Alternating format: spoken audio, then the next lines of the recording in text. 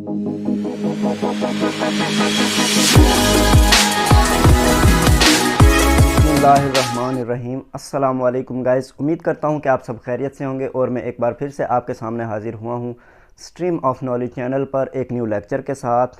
तो गाइस, आज हम लेक्चर नंबर 20 में पढ़ेंगे कि ट्रांसफार्मर के वोल्टेज के स्टेप अप या स्टेप डाउन होने का अनसार किस चीज़ पर होता है, और नंबर 2 पे पढ़ेंगे कि ट्रांसफार्मर की वाइंडिंग में वोल्टेज के बढ़ने से करंट पर क्या असर पड़ता है। ठीक है। नंबर 3 पे पढ़ेंगे ट्रांसफार्मर डीसी सप्लाई पर काम क्यों नहीं करता। ठीक है, वजह बताएं। तो आइए देखते हैं लेक्चर नंबर 20। नंबर 1 पे है ट्रांसफार्मर में वोल्टेज के स्टेप अप या स्टेप डाउन होने का अनसार किस चीज़ पर होता है। तो गैस, ट्रांसफार्मर में वोल्टेज के स्टेप अप या स्टेप डाउन होने का अनसार ट्रांसफार्मर की सेकेंडरी वाइंडिंग की टर्न्स पर होता है।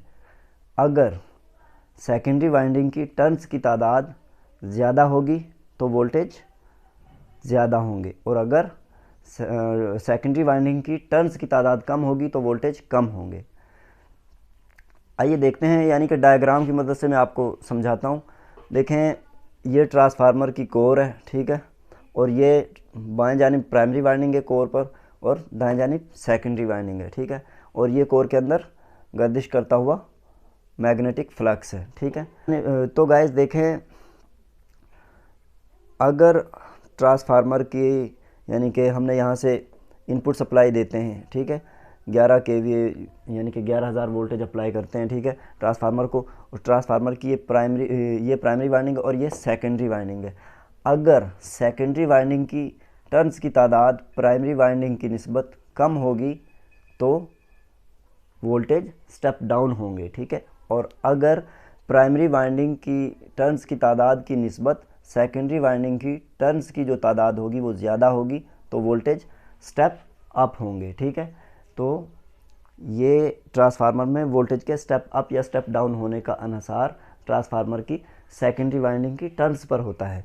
तो गाइस, नंबर 2 पे है ट्रांसफार्मर की वाइंडिंग में वोल्टेज के बढ़ने से करंट पर क्या असर पड़ता है। तो गाइस, अगर ट्रांसफार्मर की वाइंडिंग में वोल्टेज ज़्यादा है तो करंट कम होगी, और अगर वोल्टेज कम है तो करंट ज़्यादा होगी। ठीक है, आइए देखते हैं डायग्राम की मदद से। ये ट्रांसफार्मर कोर है हमारे पास, ठीक है, और ये बाएं जानिब प्राइमरी वाइंडिंग है और दाएं जानिब सेकेंडरी वाइंडिंग है। तो देखें गाइस, हमने ट्रांसफार्मर को इनपुट जो वोल्टेज अप्लाई किए हैं वो हैं 11 kV यानी कि 11,000 वोल्टेज। ठीक है, 11,000 वोल्टेज पर हमने जो करंट अप्लाई की है वो है इनपुट करंट, जो हमारी 1.31 एम्पेयर। ठीक है, 1.31 एम्पेयर। तो गाइज, प्राइमरी वाइंडिंग से जब हमें ये सेकेंडरी वाइंडिंग पर आउटपुट पर जो वोल्टेज मिलेंगे, ठीक है, और करंट मिलेगी, वो हमारे होंगे, यानी कि वोल्टेज होंगे 415। ठीक है, एक 25 kV के ट्रांसफार्मर में 415 वोल्ट हमें आउटपुट पर मिलेंगे, यानी कि वोल्टेज कम हो रहे हैं तो करंट ज़्यादा हो जाएगी, यानी कि करंट हमें मिलेगी आउटपुट पर 34.8 एम्पेयर। ठीक है, तो गाइस, ट्रांसफार्मर की वाइंडिंग में वोल्टेज के बढ़ने से करंट पर यह असर पड़ता है। ठीक है, जो मैंने आपको डायग्राम की मदद से समझा दिया है। नंबर 3 पे है ट्रांसफार्मर डीसी सप्लाई पर काम क्यों नहीं करता। तो गाइस, ट्रांसफार्मर फेराडे के इलेक्ट्रोमैग्नेटिक इंडक्शन के असूल पर काम करता है। ठीक है, और ये असूल सिर्फ एसी के लिए मुमकिन है, जबकि डीसी के लिए मुमकिन नहीं है। ठीक है, डीसी पर काम नहीं करता। ठीक है, तो इस वजह से ट्रांसफार्मर डीसी सप्लाई पर काम नहीं करता। तो गाइज, ये था हमारा आज का लेक्चर। उम्मीद करता हूँ कि आप सबको बहुत ही अच्छे से समझ में आया होगा।